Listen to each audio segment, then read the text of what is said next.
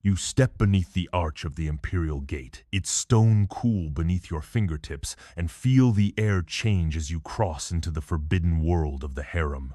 To outsiders, this place is a paradise of silks, perfumes, and laughter, but once you pass through its doors, you know better. It is not a sanctuary of beauty, it is a labyrinth of ambition. Every glance hides a question, every smile conceals a blade. The corridors curve like veins through the palace, their walls adorned with Iznik tiles, their light filtered through latticed windows that keep the outside world blind to what happens within. Your slippers hush across polished marble as you enter a courtyard where fountains trickle softly, masking the tension that hums in the air. Women sit in clusters, their laughter high and lilting, but when one group passes another, the laughter fades, replaced by silence, sharp enough to cut. You feel the weight of eyes on you. Some curious, some calculating, some burning with jealousy before you have even spoken. In the harem, your value is not measured only by beauty, but by the sultan's glance, by whispers you cannot hear, by rivals you do not yet see. One mistake, one misplaced word, and you may find yourself exiled to the old palace, your name erased as though you never existed. The eunuchs move silently along the edges of the court, their faces unreadable. They hold the keys to every gate, the secrets to every chamber. To some they are guardians, to others spies. You cannot tell which, and that uncertainty makes your skin prickle. At night, the harem does not sleep. Lamps glow behind silk screens and shadows stretch across the walls. You hear it then, the hushed conversations carried by the fountain's murmur. One woman leans close to another, her words too soft to catch, but her hand grips the other's wrist like iron. Another glides past, leaving a trail of rosewater perfume, her smile aimed at you, her eyes already calculating whether you are friend, rival, or prey. The Sultan himself feels distant, almost unreal, a figure whose presence ignites rivalries without his even stepping foot inside. It is not his love alone that the women crave, it is survival. To be noticed is to be safe. To be forgotten is to vanish. And so jealousy becomes the harem's lifeblood, flowing through every chamber, poisoning every gesture of kindness with suspicion. You sense it already. This place is not about silk cushions and golden lanterns. It is about the invisible war fought in silence and shadows, where the prize is not just affection but power over an empire. The golden gate closes behind you, sealing you inside. And in that moment, you realize you are no longer a guest, nor even a prisoner. You are a player in the most dangerous game the Ottoman world has ever devised. The harem hums like a hive. At first, you think it is laughter drifting beneath the painted domes, but then you listen closer. It is not laughter, it is calculation. Whispers coil through the air like smoke, curling from group to group, never loud, never still. Each word is a thread, and in this place, threads are spun into snares. You sit near a fountain pretending to admire the water's shimmer, but your ears catch fragments carried across the courtyard. A girl speaks of a concubine's new jewel, gifted by the Sultan. Another insists the jewel was stolen, its giver a jealous rival trying to buy influence. You watch how the listeners lean in their eyes, flicking toward the accused, their lips curving in polite smiles that hide sharpened teeth. By morning, the jewel will not be remembered, only the scandal tied to it. Here, gossip is more dangerous than daggers. A rumor whispered in silk-draped chambers can unmake a woman faster than any blade. If the Sultan hears she has betrayed him, if the Valide believes she has grown too proud, her fate is sealed. She may drink her morning sherbet sweet with rose water only to find herself that night carried across the Bosphorus to the old palace, her name struck from memory. The women know this, and so they wield words like weapons. An arched brow here, a sly compliment there, a sentence that seems innocent but coils with poison. How pale you look today, sister. Did you not sleep well? The phrase seems harmless, but in the harem it plants seeds of suspicion. Was she sick? Was she cursed? Did she meet someone she should not have? You see alliances form in these whispers. Two women linger together, often their conversations wrapped in veils of laughter. A third drifts near them, offering gifts, hoping to be included. Yet alliances here are fragile, dissolving as quickly as perfume in the air. Today's ally becomes tomorrow's accuser. The only constant is rivalry. The eunuchs glide among the women like shadows, carrying trays of sherbets and letters. Their ears are sharp, their tongues silent, but you know nothing they hear is wasted. Some serve as informants for the Valide Sultan, others carry news to the Grand Vizier, and some play their own games selling whispers like coin to the highest bidder. And you cannot remain silent forever. Sooner or later, you must whisper too. You must choose whose ear to bend, whose trust to betray, whose ambition to wound before it wounds you. The harem is draped in silk, but beneath the softness lies steel. Each word, each laugh, each glance is sharpened to a blade. You feel the tension pressing against your skin like heat. This is not a garden of roses, it is a battlefield, and whispers are the arrows that never miss. As night falls, the women gather again, their voices low, their eyes darting toward the Sultan's chambers. The air thickens with perfume and jealousy. You realize then the harem is alive, a creature breathing through secrets, and to survive you must learn to whisper louder than the rest. You think the Sultan rules the harem, but you are wrong. His visits are fleeting, guided by passion and whim.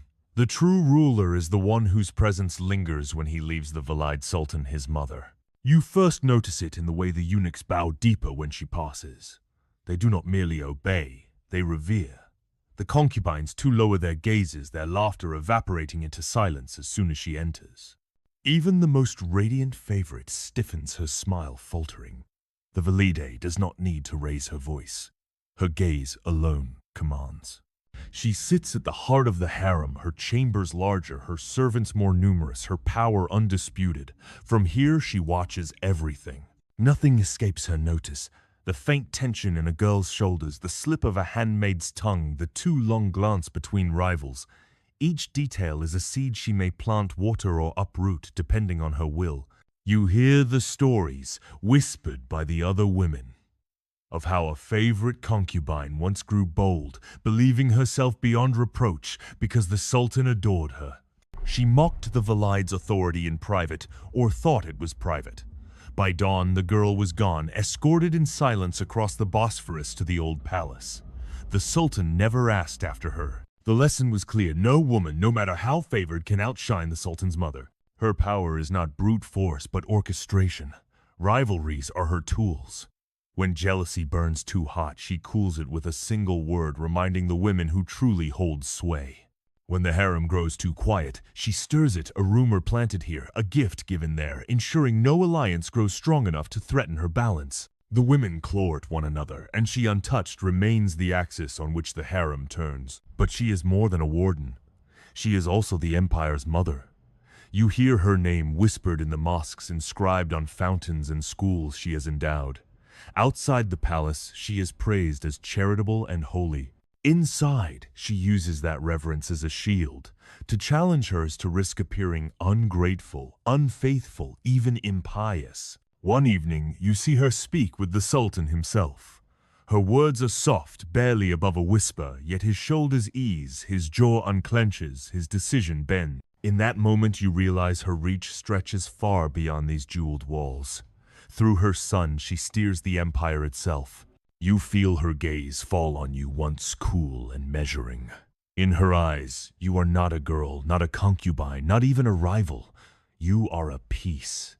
Whether you will be advanced or sacrificed depends on her alone. And you finally understand, in the Ottoman harem, jealousy may fuel the rivalries, intrigue may sharpen the daggers, but it is the Valide Sultan who decides where they strike. The palace is quiet until the Sultan walks the harem's corridors. Then silence shatters like glass. Slippers whisper across marble, perfumes thicken the air, and every concubine straightens her veil, hoping tonight will be hers. But his choice, fleeting as moonlight, can ignite a war fiercer than any waged on battlefields. You see it unfold with your own eyes. Two favorites rise above the rest, their beauty undeniable, their wit sharp enough to amuse the Sultan. One is bold, her laughter echoing through the courtyards like a challenge. The other is soft-spoken, her words delicate as silk, but her silence conceals storms. The Sultan drifts between them, sometimes favoring one, sometimes the other, and each glance he gives becomes a spark in the tinderbox of the harem. The other women watch closely, their envy feeding the flames. Every jewel gifted, every evening spent in one chamber instead of another becomes a declaration of power. And with that, power comes danger. For in the harem, affection is not only love, it is survival. To be chosen is to be protected. To be remembered to rise. To be overlooked is to begin fading into the shadows that lead eventually to exile. The rivalry seeps into every corner. Servants choose sides, carrying perfumes, silks, and whispers. A eunuch lingers longer in one chamber, delivering letters more quickly. Even musicians and storytellers brought to ease the Sultan's nights are drawn into the conflict, their performances subtly favoring one mistress's charms over another. One night, you hear the clash in hushed tones. Behind a screen, voices rise, insults disguised as courtesy. Your hair shines tonight, sister, as though you tried too hard. Or the Sultan favors kindness over pride. I pray you remember that. Their words cut deeper than daggers, each one a wound hidden beneath painted smiles. The Valide Sultan watches from afar. She does not interfere, not yet. Rivalries, after all, are useful. They keep ambition contained, directed inward instead of outward. But she is careful, for she knows jealousy can spill into chaos if left unchecked. When a rumor emerges that one rival has sent charms to curse the other, it is the Valide's silence, not her words, that decides the rumor will spread. Soon the harem buzzes with fear and fascination. And the Sultan, he remains oblivious, or perhaps he enjoys the storm his attention stirs. His choice is never final, his affections never steady. Each night he decides anew, and each morning the women wake uncertain of their place in his heart or his empire. You realize then that the Sultan's heart is not just a prize. It is a throne of its own, fought over with as much blood, though hidden, as any battlefield. The rivalry you have witnessed is only one of many, each leaving scars invisible to history, but carved deep into the lives of the women who dared to love a man whose love was power itself. The sound of a child's cry echoes through the tiled corridors, high and sharp, yet it carries a weight heavier than armies. In the harem, a prince is never just a child. He is a future, a weapon, and sometimes a death sentence. You watch as mothers hover over their sons like hawks, their faces alight with pride and fear. To give birth to a boy is to climb a rung on the ladder of power. To raise that boy into a man is to gamble with fate itself.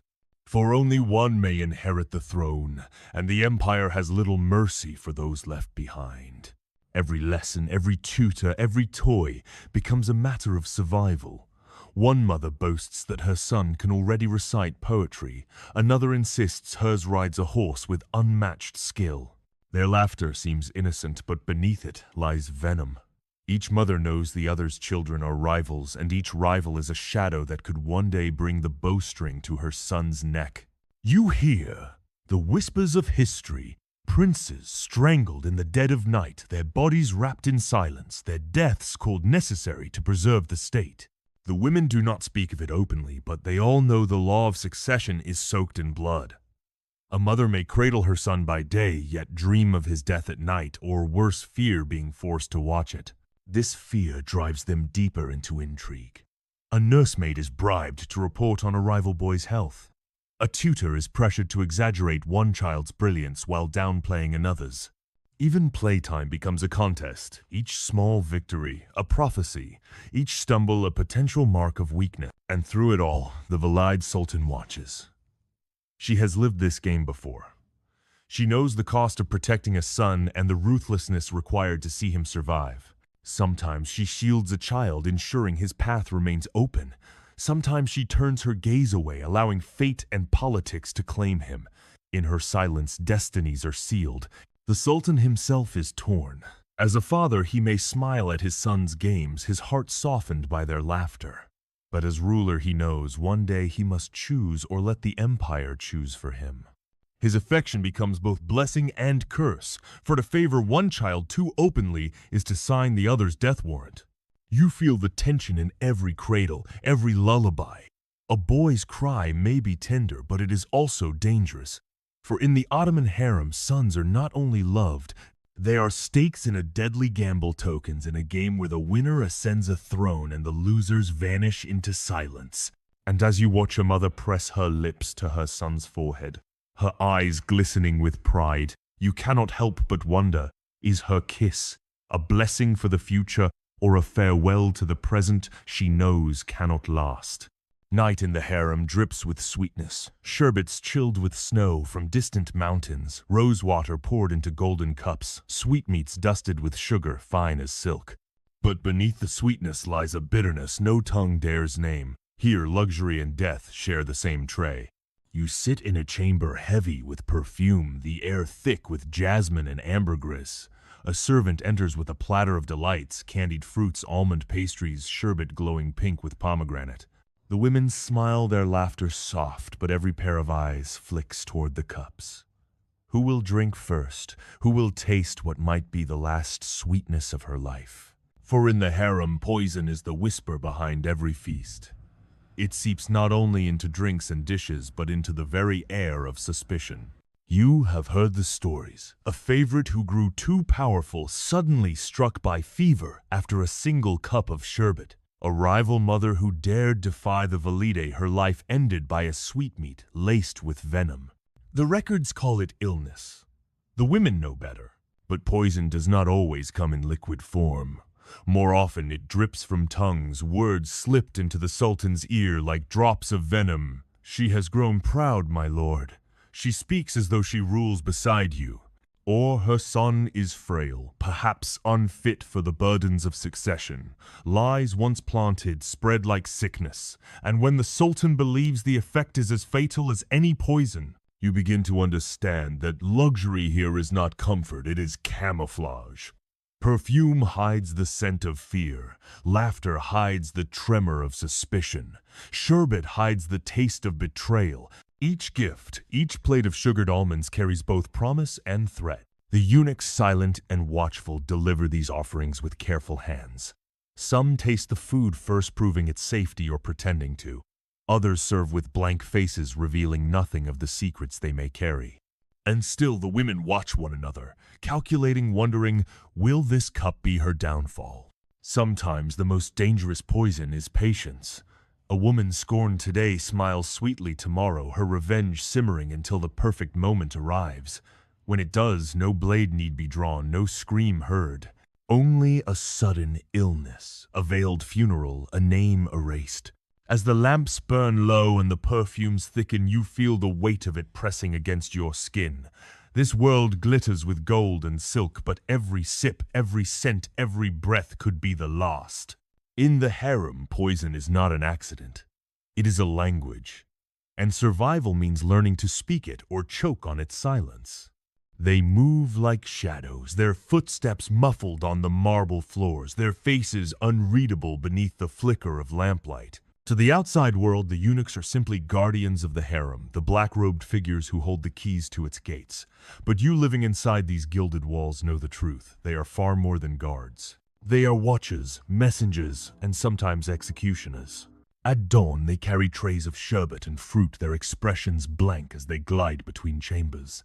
By midday, they escort concubines to lessons, recitals, or rare walks in the courtyards. By night, they patrol the corridors, their presence a constant reminder that escape is impossible. Yet what makes them dangerous is not their strength, but their silence.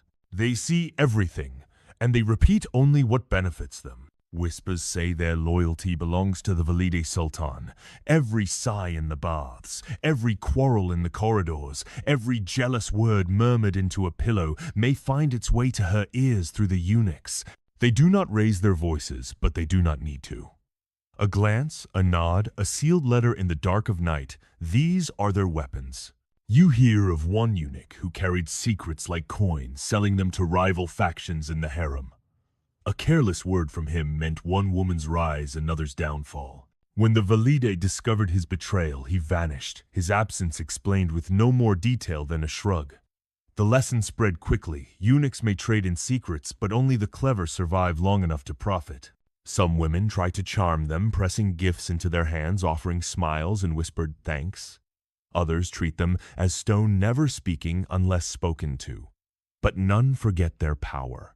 For the eunuchs are the thin line between a woman's ambition and her ruin. They can delay a letter, misplace a gift, or misreport a conversation, small acts with consequences vast as empires. And they carry out punishments too. When a concubine is sentenced to exile, it is the eunuchs who escort her through the golden gate, their faces calm as the woman weeps. When a rival prince is silenced in the dark of night, it is the eunuch's hands that pull the silken cord. They do not question, they do not hesitate. In their stillness lies the empire's most ruthless efficiency. You realize then that the harem is not ruled by women alone.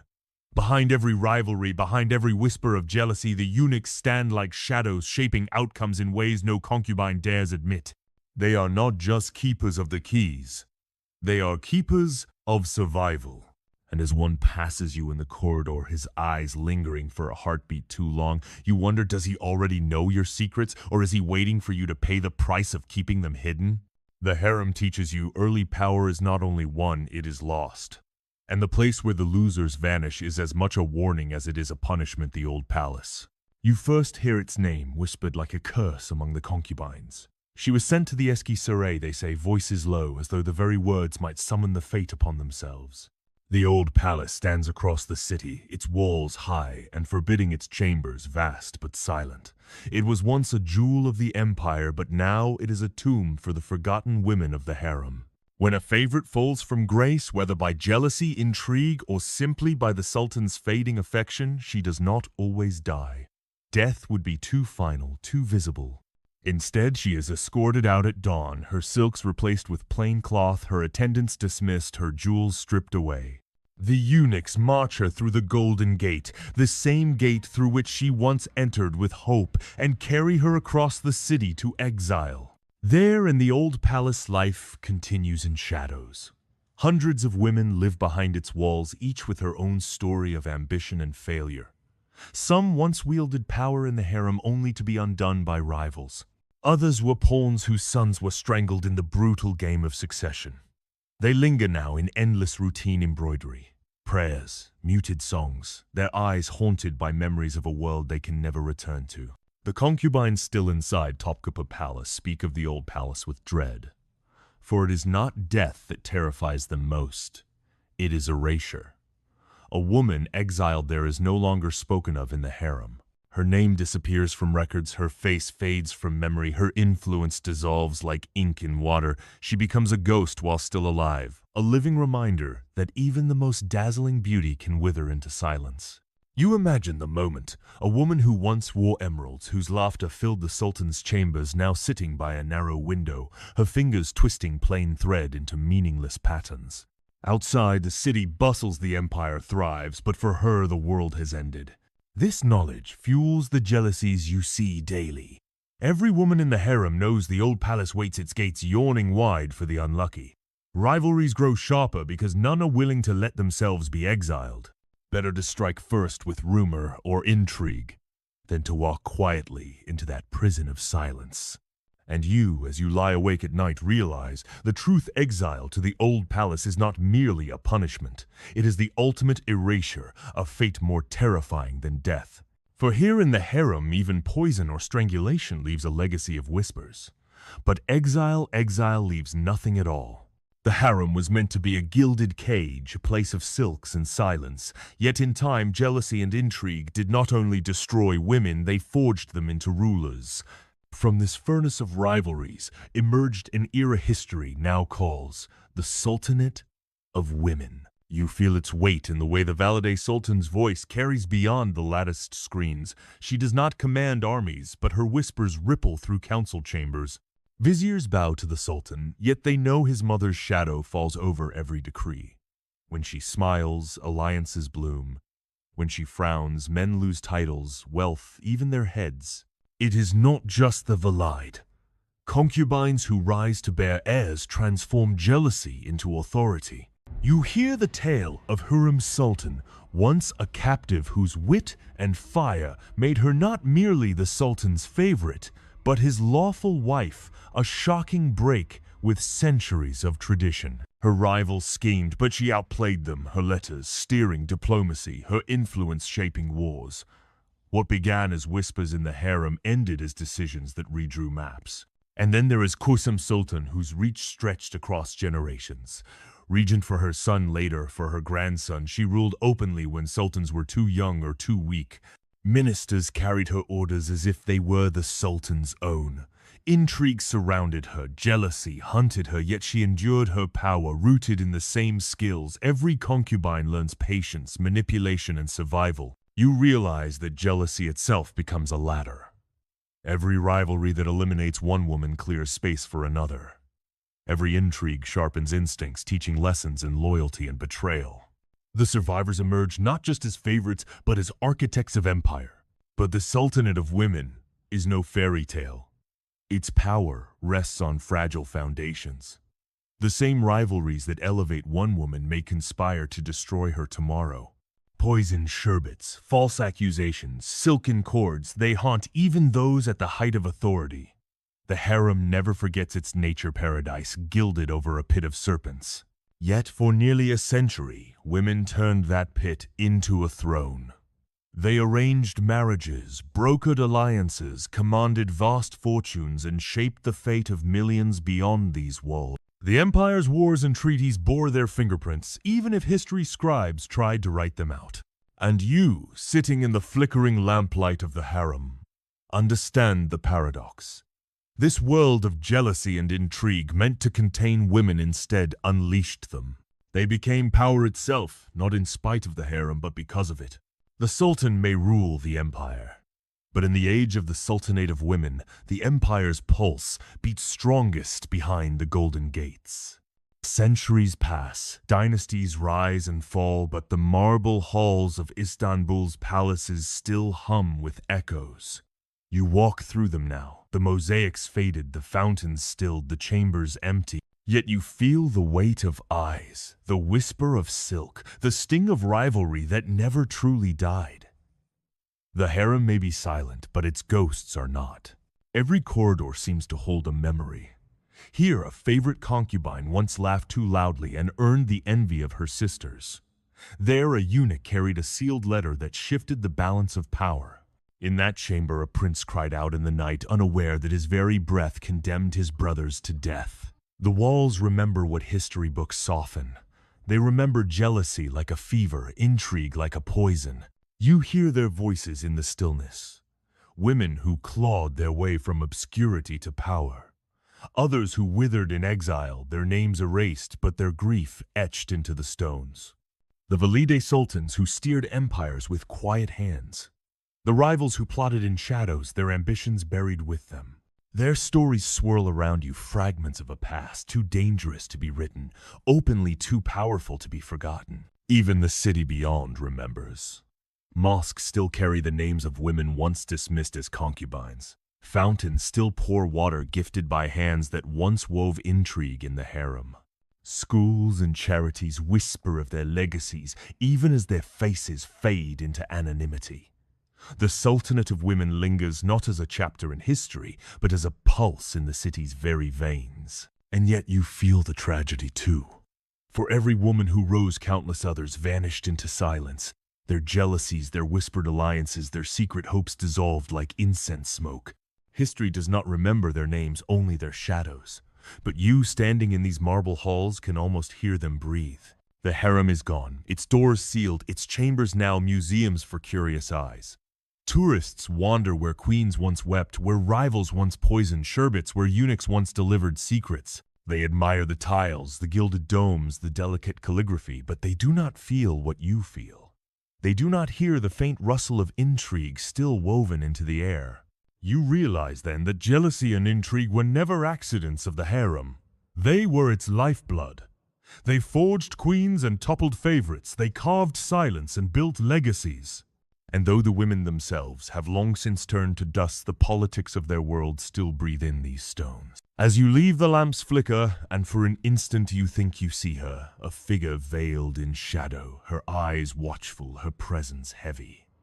Perhaps a Valide Sultan, perhaps a rival, forgotten, perhaps only memory itself. She does not speak.